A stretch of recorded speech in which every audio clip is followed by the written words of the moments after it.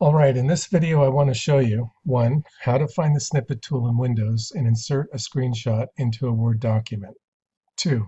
How to put the tool shortcut on the taskbar to find it easier in the future. 3. How to make a shortcut key so you can start it with a few keystrokes. 4. Using Google to find answers to a question you need help with in order to complete an assignment. These are important skills for documenting your work in the CyberRange class assignments. Making reports is also a critical part of penetration testing. You can find in your book, the pen test book, in the last paragraph on the bottom of page 17, and also in chapter 8, writing the penetration testing report, details on how important being able to document your work is. While the assignments are about documenting the technical aspects, screenshots, still, arguably, the most important skill you can get from this class is how to document your work, either in the CyberRange or in the work environment itself, by documenting attacks and how they can be defended against for reporting your work to management.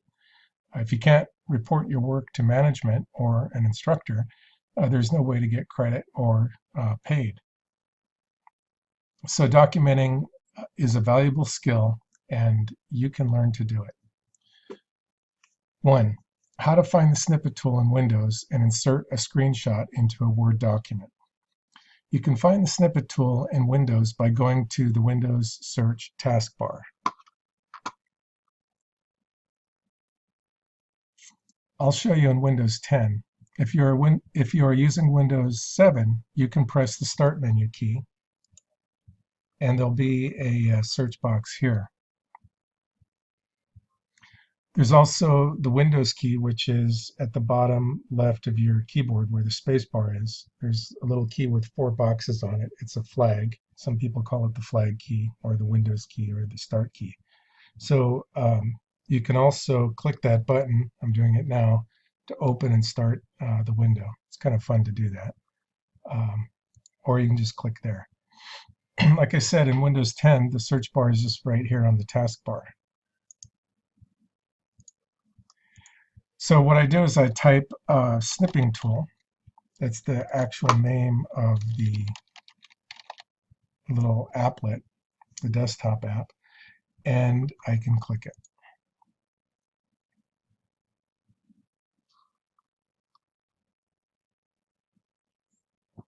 Okay, so let's document evidence of work completed in the CyberRange. You'll have to plan out in your mind what the screenshot should contain. I've installed, for example, Kali Linux. I've imported that appliance in the VBox. And I also have the VBox program itself installed. So I would want to have a screen that could show both of those things. So here's Oracle VBox with the VMs that I've created, the VBoxes I've created. And here's Kali Linux. I could take a screenshot just of this, or I could log in and show the desktop. It's really up to you how you want to arrange your windows and what it is that you want to show. You just have to look at the requirements of the assignment and then plan out what the screenshots are that you're going to use. So doing the screenshot is easy. Once you have the snipping tool started, you can just click New, and then the screen turns to that funny color. And my cursor has the little target symbol. All I have to do is click it and drag, and you can see I'm tearing out a piece of the screen right into the buffer. This is the snipping tool buffer. One caution that I want to tell you about is that I often try then to click into these windows, but I forget that this is an actual graphic and not the actual dialog box itself. So when I click, I've got like a drawing tool, and that can be really distracting sometimes. Another thing is that when I'm outside my window, you can see I've got the cursor, and sometimes I'll drag the cursor across, but then the little arrow disappears. So I'll be trying to find the cursor. It's easier to see here because it's a blue background and there's high contrast, but it'll get lost. And that's always been a pain for me that happens again and again. And it's something that I'm constantly learning to deal with. It's a very distracting, especially when you're under a deadline. So I've got this here, and you can see the screenshot. And what I also wanted to show you was how to put the tool shortcut on the taskbar so you could find it easier.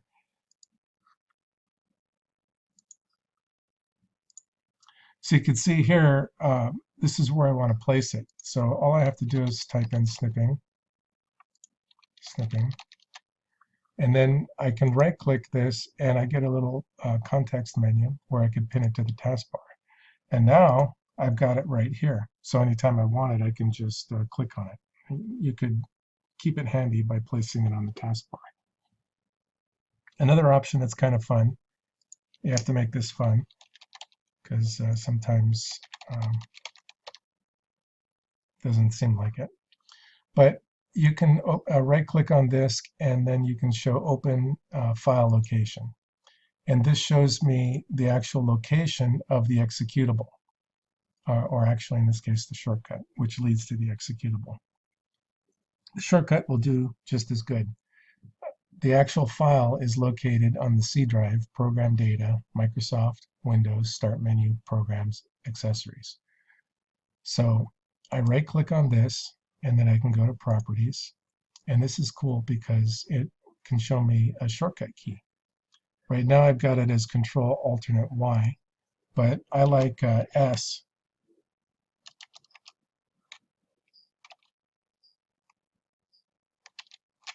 Because S is for screenshot, or S is for snippet. And all I did to type that in there was just press the keys, like Control-Alternate-X, Control-Alternate-A, or S. You can put in whatever makes sense for you.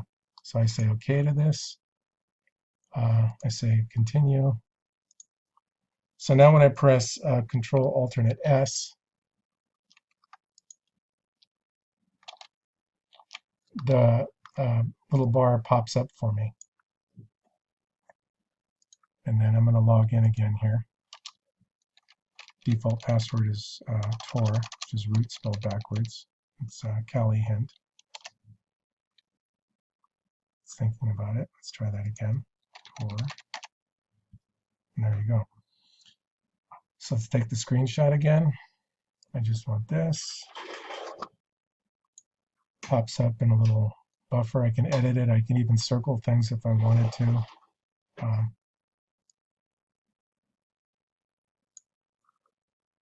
It automatically puts it in the copy or buffer, but you can click on this if you wanted to add new things. It's not necessary, but let's go into Word. And I can do Control-V, or I can right-click and paste. And as you can see, it just pops up right there. Now, sometimes I want to put text in front of that, so I just can click the cursor to the side and then hit the left arrow and hit Enter. And you can see now that I've got the space, so I can type before the image. I can also click to the left, or I'm sorry, to the right, and then hit Enter. And now my cursor is at the bottom. So I can say screenshot of VBox and Kali I installed on my computer. And then I can do the next thing, like VBox of Windows 10. So it's really up to you how you want to frame it. I was just thinking I can include the taskbar in here just to show that I'm looking at it in Windows, or whatever. So just choose something and then cut and paste and label it so I can tell what it is you're trying to show me.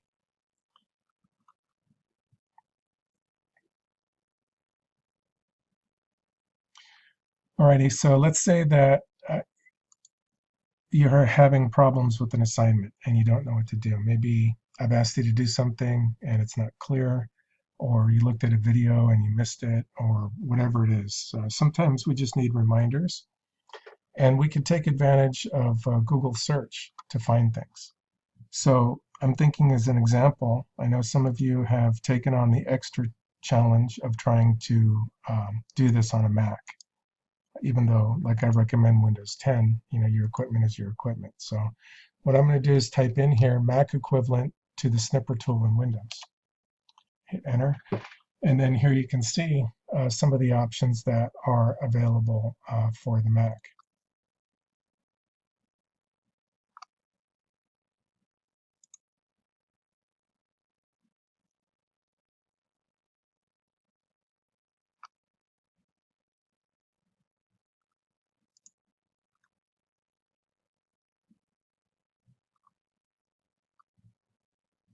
Okay, how to snip a picture on a Mac using your keyboard. Here's a YouTube video that you could use.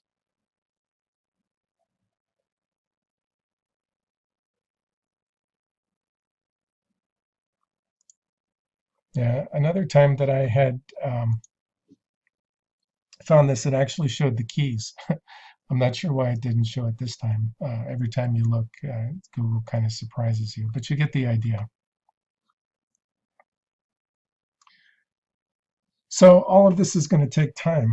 You're going to have to do the assignment. You're going to think about how you're going to document it with screenshots and how you're going to label it for the report.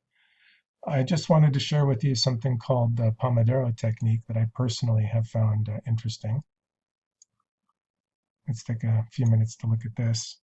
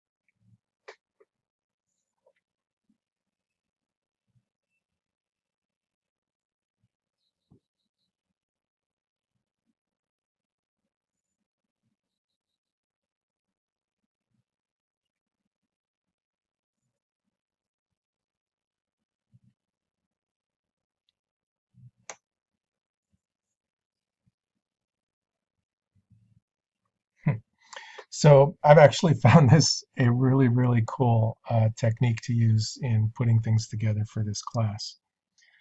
You don't actually have to buy the book, although I'm actually planning to get it at some point myself.